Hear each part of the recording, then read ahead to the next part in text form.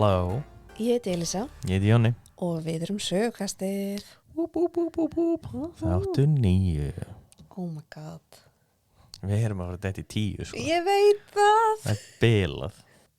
Býta aðeins, ég sé ekki nóg vel í augun. Þarfst að sjá í augun á mér? Það er rosa skrítið að vera að tala við og þú veist hér. Ok. Er þetta betra? Já, þetta er betra. Takk. Ok. Við erum að fara að halda þessu öllu inni. Já, við þurfum að ég þarf allan að geta séð í augun á þér Ok. þegar ég segir hluti. Ok. Ok? Hvað, bara þess að sjá viðbröðin eða? Já, við erum ekki í svona confessional. Það veistu. Fyrir geðu mér faðir, ég hef syngað. Það veistu. Það er rosa skrítið stemming eitthvað. Já, ok. Já. Ertu með spurningu eða? Jeez, rude. Nei, Jú. ég er bara að spyrja. Ok. Það var einhver sögupersona, einhver manneski úr sögu sem getur drepið, hver var það? Ekki Hitler, það er augljóst. Þetta er jafn erfið spurningu á hana daginn. Þú spurði mig hverja ég hataði úr sögu. Já, meinar. Hún var erfið. Hún var erfið. Já. Þessi er samt svolítið lík, sko. Já, en þetta er vísi, sko. Þú getur hata manneski en ekki endilega vilja drepa hana, skilur. Já, það eru svona nokkri sem maður væri til í að drepa til þess að svona hafa stoppað af ákveðna hluti. Herri, veistu ekki, ég ætla bara að segja Robespierre. Hann var bara svolítið pirrandi kunda. Hann mjög pirrandi kunda. Ég Hann segja var rosalega pirrandi. Við munum pottitakan fyrir. Já. Það er mjög gott svar. En þú? Sko, datt í hug Konstantínus, Já. hann rómverska keisaran sem kom á kaþólskri trú. Basically gerði hann að vinsala.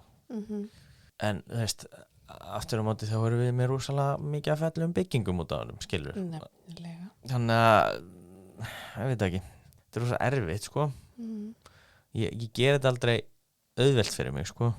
Nei, ég veit. Og mér líður alltaf eins og ég er miklu erfiðara með þetta heldur en þú. Samt er þetta þína spurningar. Ég veit, þetta er hræðilegt. Ég ætla að halda mig í rómversku. Nero. Ok. Hann var alveg kunta líka. Mér langar ekki að drepa Caligula. Nei. Því að hann réð hestin sinn sem var ráðsmann. Þannig að það er alltaf gaman. Já, respect. Já, respect, sko. En Nero var bara kunta, sko. Já. Það var umöluður. En já, frá Nero sem horfði á brunan í Róm, þá erum við að fara í stóra brunan í London. Sko, ég var að koma með eitt. Já. Ég veit ekki af hverju. Nei, En síðan þú sagði mér hvað þú er að taka fyrir, já, að þá er heilum minn búin að vera í hvers skipti sem ég lusta á, sem að ég segi The Great Fire of London. já. Það langar mér að segja þetta svona, Great Fire of London. Eins og hana, Great Balls of Fire. Ég veit ekki af hverju. Ég get ekki útskipt þetta. Það var í hver skipt sem ég hugsa þetta. Það var heilum mér bara, Great Fire of London.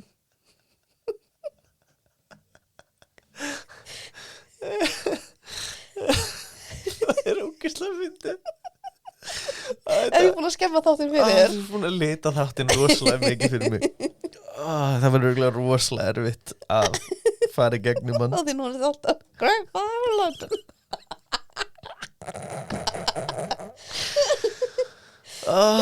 Djöfullinn maður. Alveg tókst mér þetta læginu, sko. Jesus Christ.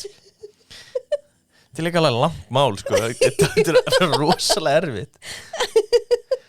Christ. Þú myndir núna óska að við getum spólið tilbaka og ég hef aldrei sagt þetta. Nei, og þetta er ógeðslega fyndið. En já. Great Fire of London.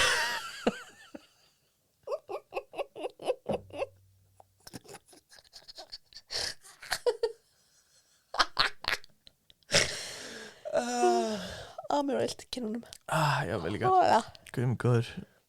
Ég veit ekki. Ætlar að byrja þetta eða? Grjóta þig. Þetta er allt í þér að kenna, sko. Ok, fyrir alla hlustundur, þá er Elísa að lyfta augabrúnunum svona að mér svona, Þú vildi sjá í augun á mér. ok, finnur leið til þess að snúi sér aftur á mig. Það er 2. september 1666 í London og við erum stödd í The King's Baker. 1666, við erum að taka upp 2 þætti í dag. Já. Og mitt í föstu er 13. og þú ert með 666. Wow, ég var ekki svo bælið í. Af hverju er ekki að taka þetta upp í október? En ok, já, það er 2. september 1666 í London og við erum stödd í The King's Baker í Pudding Lane. Pudding Lane, Já. það er grútlegt. Það er ennþá til. Nei. Jú. Sem er í The City of London. Þetta er nálægt London Bridge og er næst Monument Station ef þú tekur The Tube. Já, og alltaf fyrir þá sem veit ekki að þá er City of London inni í London. Já, þetta er borg innan London. Þetta er rosalega flókið Já, að reyna að útskýra þetta. einmitt. Við þyrftum heilan þátt til Já. þess að útskýra þetta. En bara svona rétt að koma inn á þetta, þá er hann ekki bara, þú ert ekki bara að segja Nei. þetta sé í London, en Þetta er ekki bara London, Nei. þetta er The City of London. sem er inn í London. Já. Og einmitt, ef þið viljið fara þangað, þá er það Monument Station. Ef þið viljið sjá Pudding Lane. Svona geggja nafn, sko. Thomas Fariner, sem átti bakaríið, er vakinn hressilega af aðstofamanninu sínum, Thomas Dagger. Eitt nótt því Dagger hafði vatnað við reykmökk í hálsinu sínum. Óþægilegt. Þau höfðu öll farið í háttinn klukkutíma fyrr. Dóttir hans var seinust að fara upp því að hún var að kveikja á kerti. Ok. Þau fullyrtu það að allt hefði verið í lagi og að þau höfðu slökkt á öllu.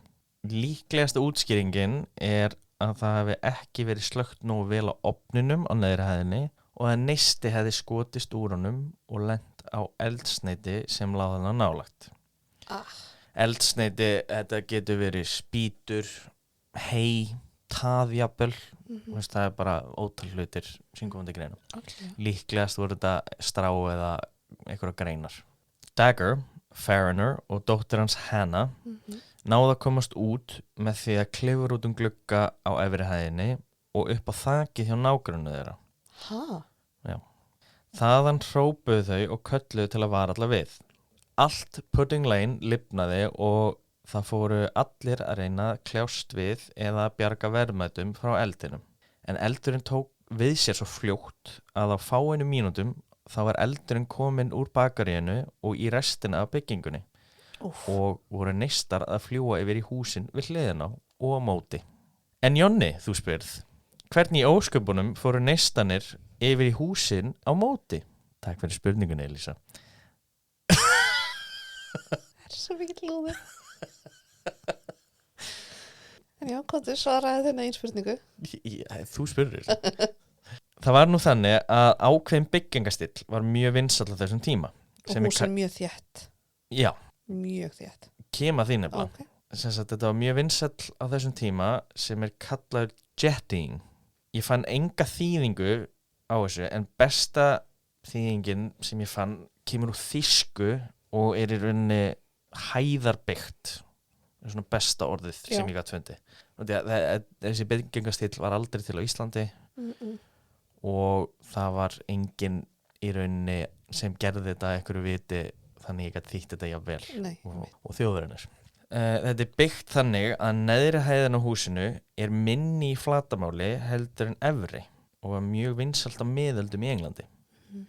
Á götunni var nóg pláss fyrir hestvagn að fara í gegn en á efstu hæðinni þá gastu tekið í höndin á nágranninu á móti.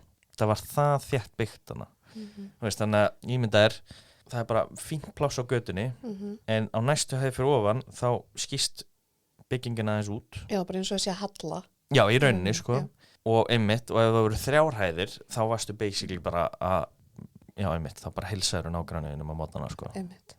Það er alveg sumstaðar í Englandi sem þetta er ennþá. Já. Svona hús er ennþá til. Einmitt. Og þetta er mjög grútlegt. Mjög sniður stíll fyrir einmitt ef þú vilt nýta pláss, sko. En einmitt út af eldinum, það var alltaf annar mál. Einmitt. Síðan mjög skrítið hvað eldurinn var fljótur að taka við sér og þessi hús virtust mjög eldfim. Þau voru byggð með efni sem kallað wattle and daub, sem hægt að þýða sem lerki og leir. Já. Eða þau hafi verið lerkileiruð. Þetta svona ákveðin stíll. Já. Það var ofinn lerkiviður og settur síðan leir yfir til að einangra. Þessi aðferð alls ekki eldfim í sjálfu sér og stenst þetta nútíma eldfimuspróf. Aha. Já, ég horfði á, það var einhver BBC þáttur gerður þetta. Nei, Channel 5 þáttur gerður þetta. Já. Og þá notuðu bara bút, eins og bara vegg af þessu og hann fór í eldfimspróf. Þannig að var alveg eitthvað 400 gráður eða eitthvað. Já. Bara að hamra á. Ekkert. Ok, það áhugavert. Það mitt, hugsa maður, af hverju tók eldurinn svona þá mikið og hratt við sér. Það sem gerði þetta svo eldfimt var að í fátækrahverfunum þá var ekki alltaf verið að viðhalda þessu og mjög títt það sem það sást í lerkin. Og munurinn á milli þess að það sjáist ekki í lerkin mjög mikill þegar það kemur að eldfimi. Þegar það var sett í sama eldfimispróf þá var það undir mínútu að kvikna í lerkinum við háanhita. Vá. En hitt var búið að vera í held ég 5 mínútur, þá sást ekki á. Annað sem hjálpaði ekki stöðunni var það að það hefði lítið rignt allt sumarið. En allt þurrt. Og hafði þar að leiðandi þurrkað svo mikið af stráþökunum þannig að þau urðu ekstra eldfim. Seinasti hluturinn sem létti brununum að breiðast út svona hratt var vindurinn. Það var mikill austanvindur sem bæði dreifði eldinum en líka gera hann öflugri. Því ef þú setur meira súrefni í eld þá ert að gera hann ekstra kröftu. You're feeding the fire. Já, akkurat. Og einmitt í sömu heimildaminn sem ég horfði á, já, einmitt gerðu þau prófa þessu að venjulegur eldur í bara svona í húsi vanlega kringum 200-300 gráðu hita. Síðan komu með svona viftur og blésu í og á svona sirka jafn miklu hraða og þessi austanvindu var og þá var þetta nálgast 1000. Vá. Það var rosalegt Þannig að já, það var allt að vinna með eldinum í rauninni. Já. Það var mikið uppnám í Pudding Lane. Skiljanlega. Já, mjög skiljanlega. En restin af Lundunum var frekar róleg með þetta. Frægasta frásögnin af brunanum frá Samuel Pepys og mér langar aðeins að kynna hann til leiks áður en ég held áfram með brunanum. Samuel Pepys fæddist 23. febrúar 1633. Hei, næstu í sama dag ég. Nefnilega. Og þeir eru mjög líka miklu leyti. Nei, ég tjóka. Alls ekki. Gott. Hann var klæðskerasonur sem var ekki lágstindastarf að svo virðist, frekar millistéttar ef eitthvað. Hann gat allavega að fengi menntun í grunnskóla og fór í Cambridge. Hann var síðan ritari fyrir frænda sinn sem vann bæði undir Cromwell og undir Karli öðrum. Hann var líka ritari í einni deild hjá sjóhernum sem sá yfir konunglegu bryggjunni og portinu árið 1660. Hann varð síðan stjórnmálamaður og satt á þingi 1673. Sama ár varð hann ritari fyrir skrifstofu aðmirálsins. Hann þurfti samt að segja af sér 1679 úr því starfi því hann var ásakaður að hafa komið hernaðarleyndamálum til Frakkana. Nei, treason. Já, hann var fangelsaður en var stuttu seinna sýknaður. Það var mikill stuðningsmaður krúnunnar og hélt áfram að vinna fyrir hana eftir að Karl Annar féll frá og James Annar tók við. Hann lenti síðan aftur í fangelsi 1690 fyrir stuðning sinn við krúnuna eftir að James Annar hafi verið hrakinn í burtu, en hann var látinn fara aftur. Hann dó samt í hálfgerðið útlegð í Clapham 1703. Ok. Já, þetta bara svona stuttlega yfirfarið, en hann aðalega muna eftir honum út af dagbókinans. Ég skil. Hann byrjaði hana 1. janúar 1660 og skrifaði hann í hana til 1669 því hann var hræddur að hann myndi missa sjónina. Já.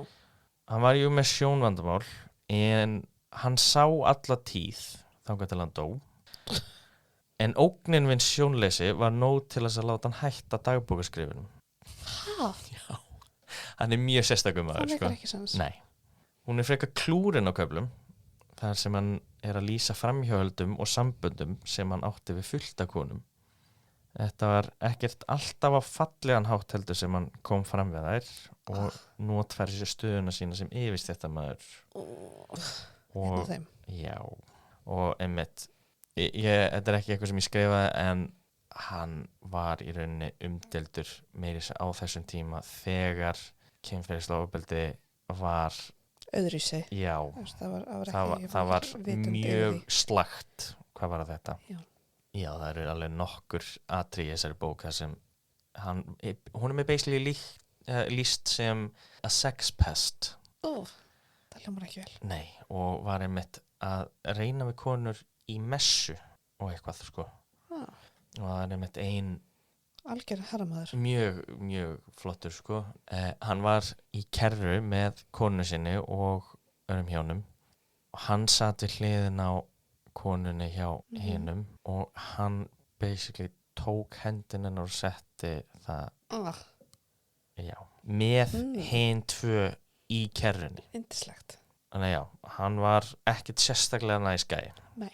En svona það sem við getum þakka honum fyrir innan gæsalappa einmitt hvað hann skrifaði hann bara með bestu heimild bruna. Ok, og hún samt alveg talin áreiðanleg. Mjög áreiðanleg.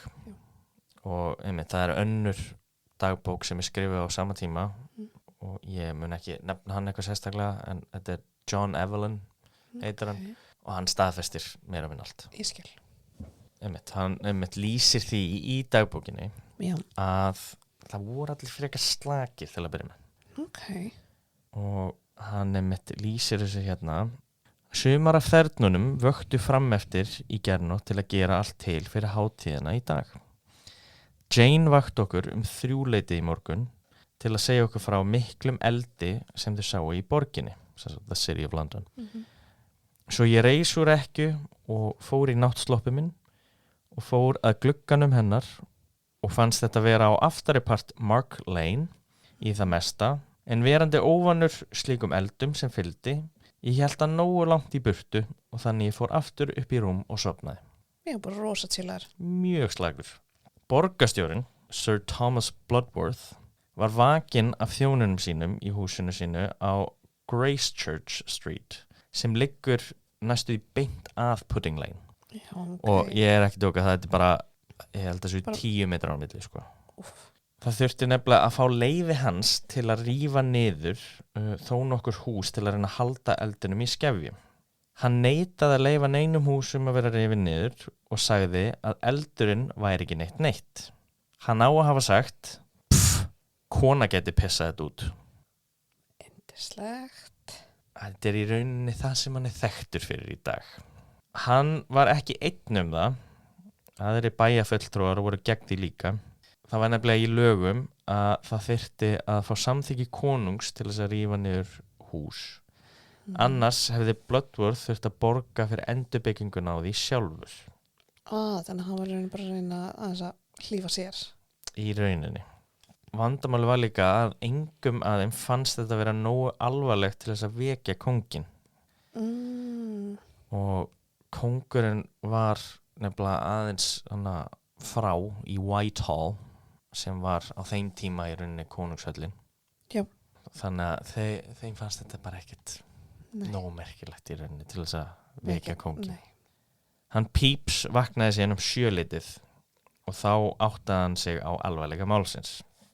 Þernan hans, Jane, segir honum að 300 hús hafi eyðilagst þessa nóttina. Oh my god, það rosalega mikið. Nefnilega. London var á yði og voru allir að reyna að forða varningum sínum, eins og Pepys kallaði það. Það var þetta goods. Já.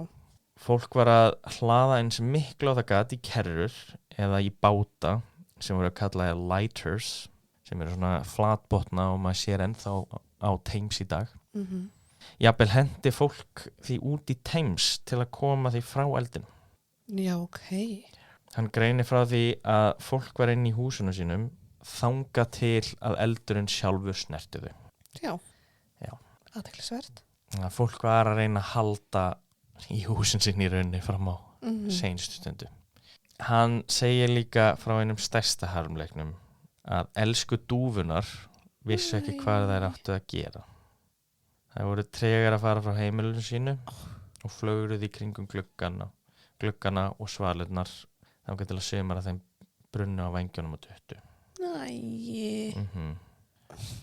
Það mjög leiðilegt sko. Já. Það var sem betur fer ekki tala hunda þannig að þeir hafa allir komist af. Ok, gott.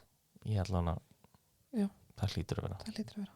Hann fer síðan að hitta kónginn og hertogann af York og þeir gáfu skipun að það yrðu nokkur hús rifin niður í vonum að geta stoppað eldin. Já, það er alltaf bara ekkert búinn. Nei, hann er ennþá í gangi sko. Já.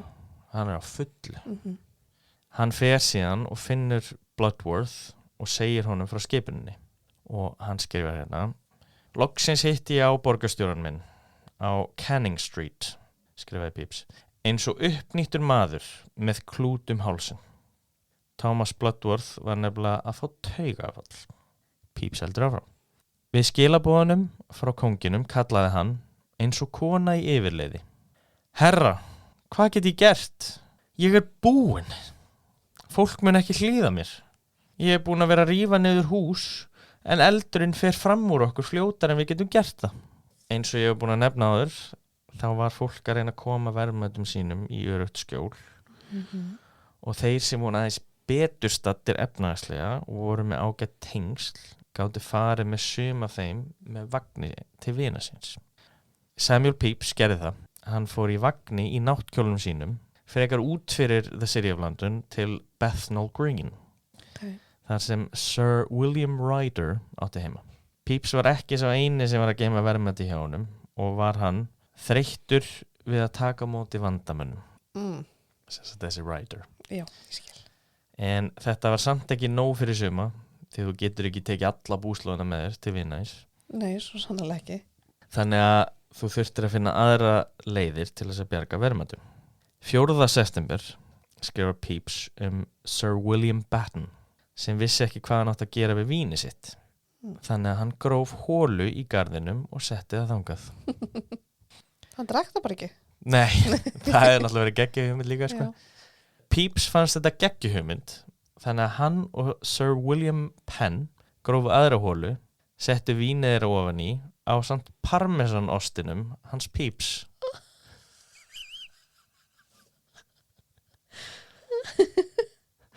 Það var mjög fyndið.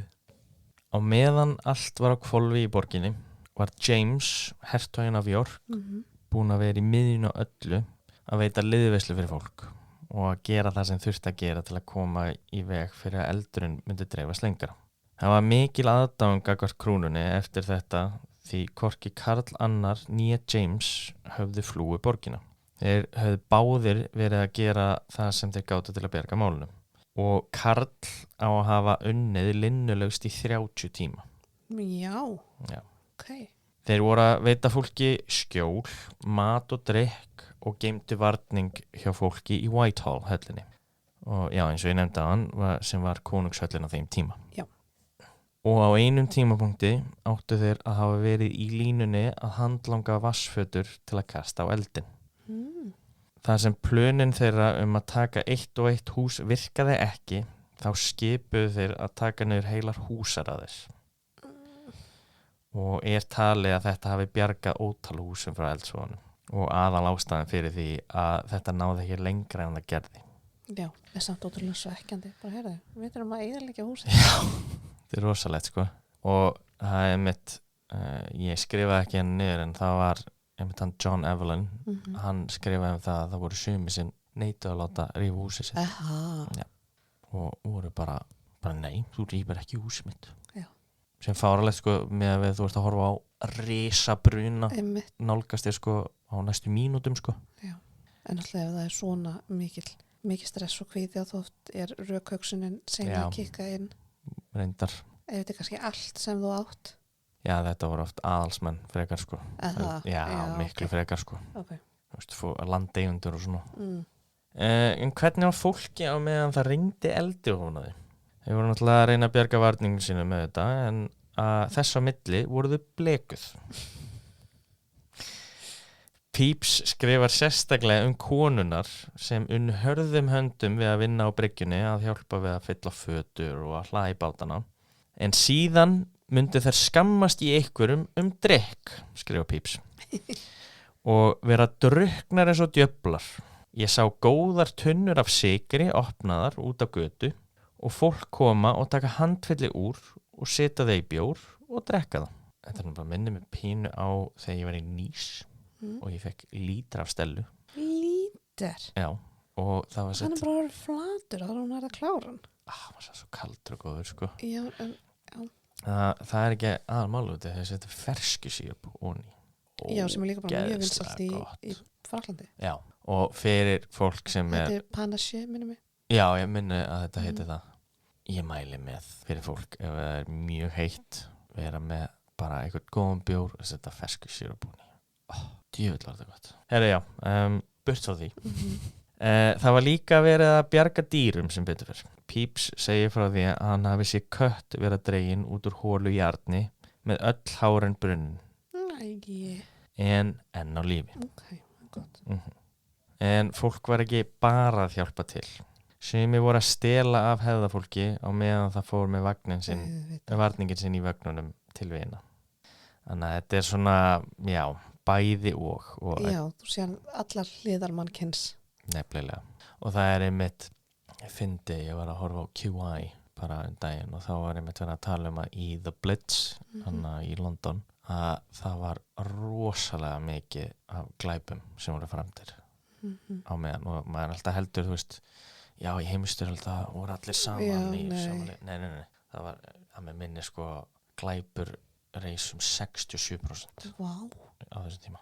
Það er rosa mikið. Já, þannig já, og það vantaði ekki hér. Aðfaranótt 7. septembers þá loksins var brunin búin og eftir stóðu rústur. Búin að vera í 4 daga, eða ekki? Já, næstu í 5 sko. Þegar hann byrjaði annan og einmitt minnir að þessi 2 eða 3, það var ekki alveg skrifað niður sérstaklega, en þá einmitt var talað um að þetta hafi lokið þarna. John Evelyn, sem ég hef nefnt áður, talaði um að hafa labbað í gegnum rústinar með erfiðleikum, að klöngrast yfir hrúgur sem rauk ennþá upp úr. Bruni var mjög víðtækur og eyðilagði 436 ekrur af London, sem er rosa mikið. Það er mjög mikið. Hann eyðilagði 13.200 hús, 87 sóknarkirkjur, The Royal Exchange, Guildhall og St. Paul's Dómkirkjuna sem var byggð á miðöldum. Í báðum dagbókum Samuel Pepys og John Evelyn þá nefnaði báðir alltaf sérstaklega hvað St. Paul's var að brenna og hvað það hefði verið mikil synd. Árleg innkoman Londonar á þessum tíma var 12.000 pund og það er áætlað 10 milljón pund í skemmtum hefði átt sér stað á þessum tíma. Og þetta er 10 milljón pund á þeim tíma. Á þeim tíma, sem er 1,5 milljarður punda í dag. Og ef við eigum íslensk þetta, þá er það 264 milljarðar og 429 milljónir íslenskar. Ekki nema. Nefnilega. En hversu margir dóu heldur í brunnum? Mér minnir að það sé mjög fáir ef einhver. Gísk. Þú veist að ég veit að hlutfallið er hærra í þokunni miklu sem er þar 1950 eitthvað. Það er hlutfallið hærra heldur en í Great Fire. Já. Spilum bara að segja ykkur, þú veist, 7 manns eitthvað. Það voru 6. Hei! Það var mjög nálægt. Það eru 6 staðfestir. Haldið er að fleiri hafi farist í brunnum og brunnið upp til agna. En það var aldrei hægt að staðfesta. Nei. Það er náttúrulega bara mjög margir sem voru brunnu alveg. Eins og við vorum að tala um þetta, náði næstu í 900 gráðu hita eða eitthvað. Það voru sumir sem dóu út af öðrum ástæðum samt. Svo fylgikvillum í tengslum við eldin, þú veist, reykeitrun eða eitthvað svoleiðis. Ekki reykeitrun, pottit einhverju, sko. Og svo típist einhver fárlegir, einhver var hlipurt og datt og... Já, þetta var svona þannig dæmi, sko. Það er ekki til tala um hversu margir dóu út af orsökum eldsins, en eins og hann James Shirley sem var skáld á þessum tíma og kona hans urðu úti í kalda haustverðinu, til dæmis. Já. Og það var kona sem var myrt af múg sem taldi hann að vera brennuvarg. Já, og bara slátruð. Og það þetta fullt af einhverjum svona sögum og einmitt það var einhverju sem fóru aftur í húsin sín til að sjá hvort það hefði eitthvað bjargast og duttu út af því að bara viðurinn gaf sig. Já. Það er þó nokkur. Eina af þeir sem dóu var sem sagt Þerna sem var að vinna í bakaríinu. Já, hún komst ekki af. Hún var eina sem komst ekki af Foreigner-genginu, sko. Já. En það var líka mikið af orðrómum í gangi eldsvoðann og héldu margir að þetta væri gert af höndum Frakka eða Hollendinga. Og sumir fóru svo langt að ásaka kaþólsku kirkjuna. Pávinn alveg bara brjálaður. Eftir brunan voru Karl og James að gefa fólki skjól í Whitehall og það var mikill æsingur því það var orðrómur í gangi að bæði Frakkar og Hollendingar veru lendir á Englandsströndum. Meinar. Já, það var verið að tala að Frakkar og Hollendingar myndir gangast í lið með hverjum sem þeir síðan gerðu. John Evelyn greinir frá þessu í dagbókinu sinni. Þessi fregn hræddi fólk svo að allt í einu var svo mikill hamagangur og læti að fólk hljóp frá eignum sínum, gripu þau í vopn sem þau fundu. Það var erfitt að róa þau og fekk Karl hermenn til að hjálpa við að róa það niður. Okay. Þessir orðrómar, það var aðeins kynnt undir þá. Því að Robert Hubert eða Robert Hubert, franskur úrsmiður frá Rouen, játaði fyrir að hafa kveikt í bakaríinu. Hann sagðist hafa ætlað að kveikja í Westminster og fyrir þá sem þekkja London ekki, sérstaklega vel, að þá er City of London í tæplega 5 km fjarlægð frá Westminster eða 2 tíma lapp. Já, þetta var ekkert óvart eitthvað, úps, ég ætla að kveiki þessu þá. Já, þetta er rosa strax svona af hverju, veist, þetta er ekki annað Soho, skilur, það er rétt hjá. Nei, þetta er City of London sem er lengst í burtu, sko. Hann sagðist að það var skipt skoðun og vilja kveikja í bakaríinu hjá Foreigner. Hann sagðist... Það var eitthvað personal grudge gegn honum eða eitthvað. Það kom aldrei í ljós, en það gæti alveg verið. Já. Hann sagðist að vera partur af 23 manna hópi sem ætlaði að kveiki í London 1665, en að það hafi senkað til 1666. Þeir Hubert og maður að nafni Stephen Piedlow hittu mann í Svíþjóð sem var partur af þessu og komu síðan til London í lok ágúst. Okay. Piedlow á að hafa leitt hann þangað og hann hafi hent eldbolta, sem sagt byssupúður, brennisteinn og annað eldfimt efni á endanum á spýtu, inn glugga á þar sem eldurinn átti að hafa sér stað. Inn glugga á þar sem eldurinn átti sér stað. Okay. Hann sagðist hafa beðið til að sjá hvort eldurinn hafi farið af stað og eld síðan Piedlow sem hljóp strax og þeir hentu boltanum inn. Foreigner fjölskyldan skrifaði undir þessi játningu og eftir það þá var hann hengdur þann 27. október. Já. Líkamenn hans átti að fara til læknaskóla í borginni. En á leiðinni frá gálganum þá var mikill múæsingur og múgurinn reif líkamann í tætlur. Ok, oi. Þau náðu vondakallinum, Eli. Yay. Eða hvað? Það var nefnilega nokkri hlutir sem stemdu ekki í játningun hans. Fyrsta lagi, hann sagðist hafa hent boltanum inn gluggan hjá ofninum.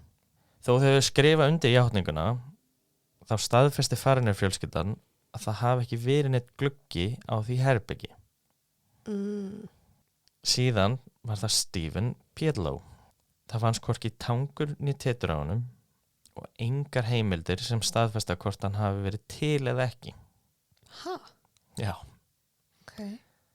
Eina sem þau höfðu í höndunum var að hann gat nokkurn veginn lýst bakaríinu með aukaglugga og hann fann það í rústunum.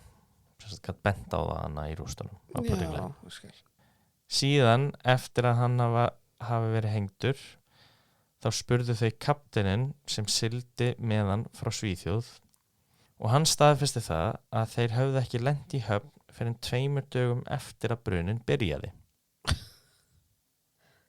Af hverju vilja allir játa það? Mér er svo fárlegt þegar fólk játar á sig eitthvað sem að það gerði ekki. Og einmitt, af hverju gerði hann þetta? Hann var víst með geðræn vandamál að stríða og vildi víst bara enda þetta. Það er allan ein kenningin, sko. Okay. Síðan var Farriner fjölskyldan að reyna að komast undan allri ábyrgð og hann var mjög hentugur blóraböggull. En sem sagt á meðan rétturhöldunum stóð þá trúði þessu enginn. Nei. En út af því hann játaði þetta það var lítið annað hægt að gera út því það voru ekki með neitt annað heldur. Nei. En 3 mánuðum seinna þá komst alþingis rannsókn að þeirri niðurstöðu að þetta hafi verið óhapp. Það urðu nokkrar afleiðingar af brunanum. John Evelyn var fljótur að fara til kóngsins og hertugans í York með plan fyrir uppbygginguna. Okay. Sem sagt, og hann kom með plön til þeirra og þeir sátu yfir þessi klukkutíma basically bætingu á öllu þessu svæði. Okay. Sir Christopher Wren, sem var þekktur arkitekt á þessum tíma, hann hannaði nýju St. Paul's dómkirkjuna sem stendur í dag. Já. Og þetta er mjög falleg bygging og minni mjög mikið á þinghúsið í Washington. Mjög fallegt. Okay. Myndi, hvar er hún eftir hana St. Paul's? Hún er mjög stutt frá Tower of London og ég bara sýni þetta með þetta hana. Já. Hún er rosa nálægt hana, sko. Og veistu, ég held að þetta sé eitthvað 5-10 minúta labbi eitthvað frá Tower of London. Já. Og þetta er mitt, það er magnað í rauninni að Tower of London hafi ekki brunnið. Já, það er mjög magnað. Og það er einmitt mjög heppilegt einmitt að þessi austanvindur hafi verið út af því að hann kom í veg fyrir að Tower of London brann. Já. Og ef maður sér sem sagt landsvæði af öllum brunnum þá byrjar þetta þarna í Pudding Lane sem er sko held ég í 2 mínútna labbi frá Tower of London. Já, sem er galið. Ógeðslega nálægt. Og það brann eitthvað smá í kring. Já. En síðan fór þetta allt til vesturs. Já. Og einmitt Samuel Pepys sem bjó hana rétt fyrir ofan, sem sagt fyrir norðan Tower of London.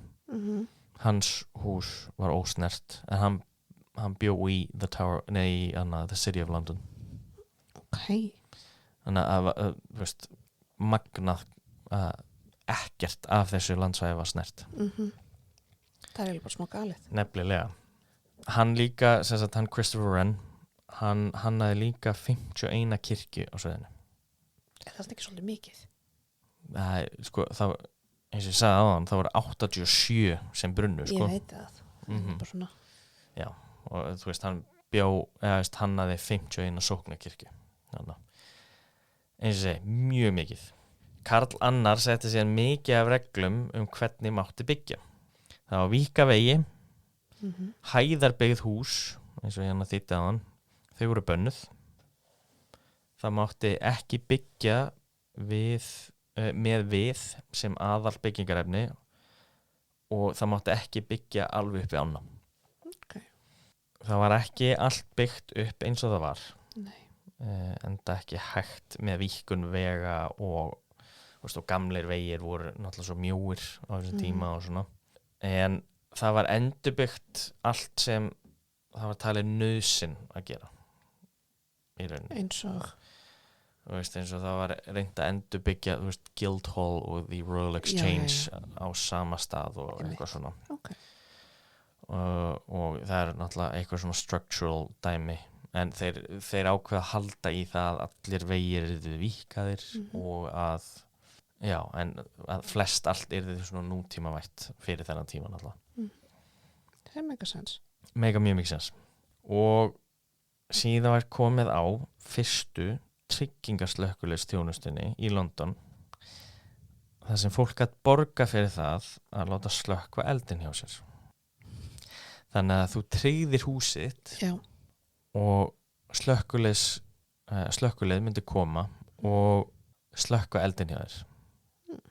Og það er nefnilega fyndið sko að ef að þú varst ekki búin að tryggja húsitt og húsið við hliðina á þér brann, þá myndi koma og slökkva það ef að það var tryggt en ekki þitt fáralegt sko en það eru til fullt af sögum um þetta sko og já, þetta er svona áður en það varð partur bara þú veist áður en það var bara nauðsynlegt áður en það var nauðsynlegt að skilta að vera með tryggingu já, að þá einmitt gerðist svona hlutir sko en já, þetta var rosalega víðtækt og alveg slatti af einmitt húsum brann 13.200 sem er rosa mikið og þetta var eiginlega bara allt City of London brann já ég held að sko